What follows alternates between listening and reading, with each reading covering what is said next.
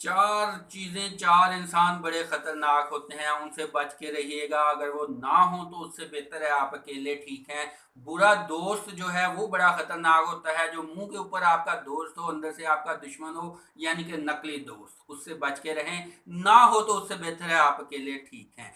बेवफा बीवी जो होती है वो बड़ी खतरनाक होती है, सब कुछ तबाह रख देती है। आपने अगर उससे जान छूट जाती है, ना हो तो आप बेहतर हैं। लेकिन यहाँ ये चीज याद रखिएगा कि किसी के ऊपर आपने गलत फहमी में किसी के ऊपर बेवफा का आपने टैग जो है वो नाम जो है वो नहीं लगा देना। इसी तरह अगर आपका आपके बहन भाई रिश्तेदार उस उनमें लालच का अंसर आ जाता है तो उनको छोड़ना पड़े तो भी आप घबराइएगा नहीं, खुद को तन्हा फील नहीं कीजिएगा कि आपने आपके जो है अपने वो छूट गए हैं। तो आपने उनसे भी अगर आप अकेले रह जाते हैं तो भी आपको कोई प्रॉब्लम नहीं है।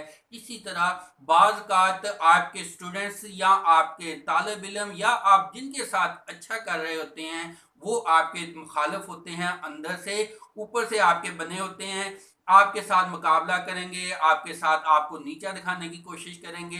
तो आपने अपनी अच्छाई जारी रखनी है, उनकी बुराइयों से दिल बर्दाश्ता नहीं होना, और उनको ऐसे ही जानना है जैसे एक खजूर का दरख्त हो और उसके ऊपर कोई परिंदा आए और आके बैठे और उड़ जाए, उसको कोई फर्क नहीं पड़ता।